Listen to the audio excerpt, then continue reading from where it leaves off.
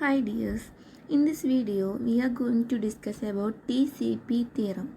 So let's get into the video. We can also say that CPT theorem, that is, the order is not important. Here in this theorem, T stands for the time reversal operation, C stands for the charge conjugation operation, and P stands for the parity operation. Hence, we can say that TCP theorem is the theorem which basically involves three conservations. Next, we can discuss about the time reversal operation. Firstly, consider a reaction. Suppose that A plus B will give C plus D. After the time reversal operation, C and D will react to form A and B. Then that is C plus D will gives A plus B. Here we can see that here the position of the particles will remains unchanged, but we can see that the arrow is reversed. That means the process is occurred in totally reversed manner. Then suppose that if this reaction, that means the reaction after the time reversal operation, that is C plus D will give A plus B. In this reaction, we can say that this reaction is invariant under the time reversal operation. Or we can say that the time reversal is conserved in this reaction. Then it is observed that time reversal T is conserved in strong electromagnetic interactions, and the second one is that it is almost always conserved in the weak interactions. Then what is charge conjugation? That is, in all the particles in this reaction is converted into antiparticles without changing spin, direction of motion, etc. Then here consider the original reaction, that is A plus B will give C plus D. After the charge conjugation, it will changes into A bar plus B bar will give C bar plus D bar. That is, the A changes into its antiparticle A bar, B changes into its antiparticle B bar, C changes into its antiparticle C bar, and finally D changes into its antiparticle D bar. Here we can see the arrows are in the same direction, and we can see that the particles are at the same position, but the particles changes to their antiparticles at the same position. Similarly, similar to the time reversal that we are already discussed, if this reaction, that is A bar plus B bar will give C bar plus D bar is possible, if this reaction is possible, then the charge conjugation is conserved in this reaction. And if it is not possible, it is not conserved. That means the charge conjugation is not conserved in this reaction. Then the charge conjugation is conserved. The charge conjugation is conserved in the strong and electromagnetic interactions, and the charge conjugation is not conserved in the weak interactions. What is parity conservation? Parity means the mirror reflection. You can see here the original reaction. Then after the parity operation, we can see that we will obtain the mirror image. Then if this reaction is possible, then we can say that the parity is conserved. And if this reaction is not possible, and we can say that the parity is not conserved. Then the parity conservation in various types of reactions were explored, and it was found that in weak reactions, the parity is not conserved. Here in the weak reactions, the parity is not conserved.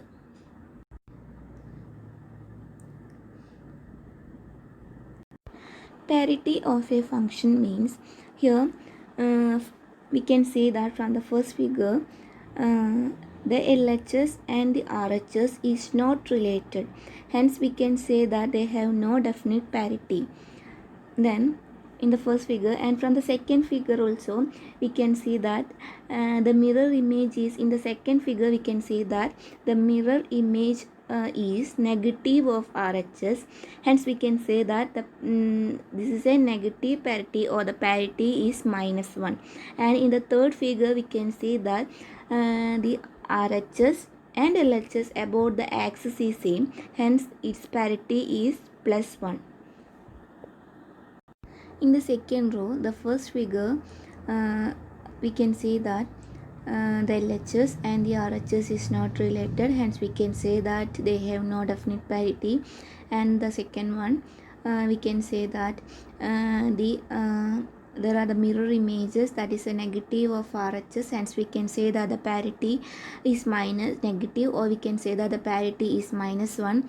And in the third one, the RHS and LHS about the axis is same, hence we can say that the parity is +1. Here also in the third row, the first figure which is indicates that the LHS, we can see that the LHS and RHS is not related, hence the parity, it has no definite parity. And in the second figure, we can see that the parity is -1. And the third one, the RHS and LHS is about this axis is same, hence we can say that the parity is +1. As I already said before that in weak interaction, the parity is not conserved, and it was demonstrated by the Woese experiment. This was a figure which represents the Woese experiment. Here in this figure, the circles are the cobalt-60 nuclei, and in this experiment, it was found that the beta-emitting cobalt nuclei with directed magnetic moments eject the electrons mostly in the opposite direction to that of the magnetic moments. And here in this figure, this arrows represent the direction of the electrons, and most of these electrons are ejected in the direction opposite to the direction of the magnetic moment, and which is in the upward direction. The direction is in the upward direction. Then in the mirror image of this experiment, we can see that the spin of the cobalt nuclei is inverted, and we can also see that the electrons are ejected in the direction of the magnetic moment, which is just opposite to the experiment. And from this we can conclude that this means that the parity is not conserved in this means of interactions. We can say that the parity is not conserved in this means of interactions. Then before Woese experiment, it was believed that the parity is conserved in all interactions, and in all interactions, all interactions are invariant with respect to the reflections, and any process looks possible when viewed in a mirror.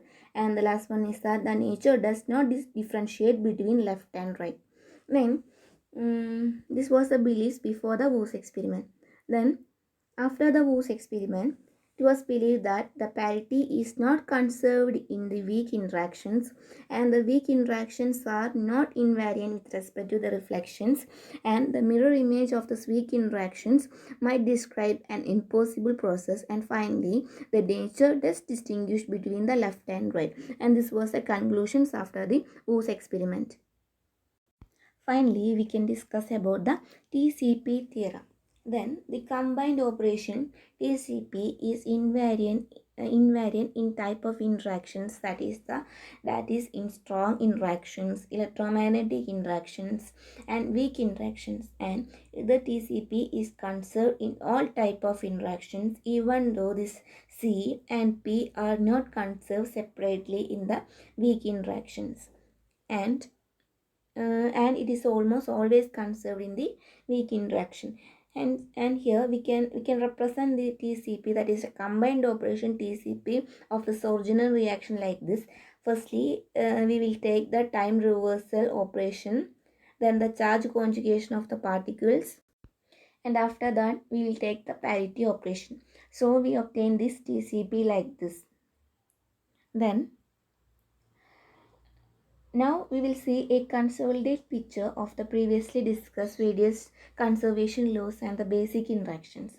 So from this table we can see that we can observe that these four classic conservation laws, that is linear momentum conservation, the energy mass conservation, angular momentum conservation, and the electric charge conservation, which are conserved in all type of interaction. This means that in strong electromagnetic and the weak interactions.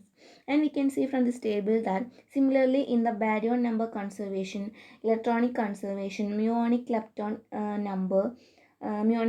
numbers, and these are conserved in all types of interactions. But we can see that the strangeness, the third component of the isospin, that is the parity. The charge conjugation, these are conserved in strong and electromagnetic interaction, and it is not conserved in the weak interaction.